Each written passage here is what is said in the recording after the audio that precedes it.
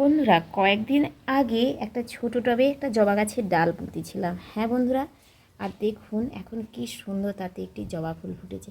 দেখেছেন, মাত্র কিছুদিন আগে আমি এই জবা ফুলের ডালটা বসিয়েছিলাম একটা ছোট টবে। দেখুন টবে কত সুন্দরভাবে ফুলটি ফুটেছে।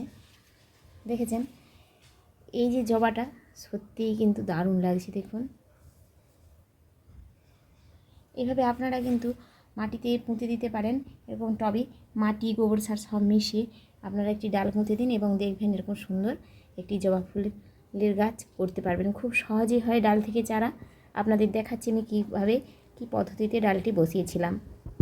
দেখুন, কিছুদিন আগে এই যে একটা এরকম ছোটো ডাল আমি নিয়েছিলাম, নিয়ে মাটির মধ্যে কিন্তু এরকম সিম্পলি বসিয়ে দিয়েছিলাম। হ্যাঁ বন্ধুরা, এরকমভাবে মাটির মধ্যে এইভাবে মানে এরকম বসিয়ে দিয়েছিলাম, আর তাতেই কিন্তু হয়েছে সুন্দরভাবে গাছটি।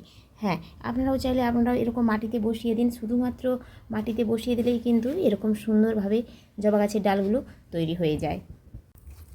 চলুন এবার আপনাদের আমার সাকসেসের ভিডিওটি দেখাই। এই দেখেছেন, এই যে গাছটি, এই যে কি সুন্দর একটি ফুল এসেছে। দেখুন, দেখেছেন কি সুন্দর ফুল ফুটেছে। এই দেখুন, এই যে টবের মধ্যে লাগিয়েছিলাম কয়েকদিন আগে, দেখুন একটি না, এদিকেও একটি ফুল ফুটেছে। এটিতে কিন্তু অনেক ফুল ফুটছে। আর এই দেখুন, মাটির মধ্যে প্রায় 1 মাস আগে লাগিয়েছিলাম, টবে দেখুন হয়ে গেছে।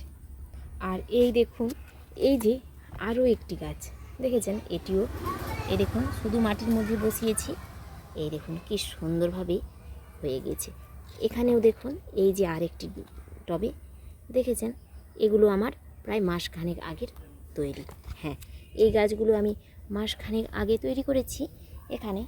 তাই আপনাদেরও বলবো, আপনারাও কিন্তু এইভাবে তৈরি করে নিতে পারেন অসংখ্য অসংখ্য নতুন চারা।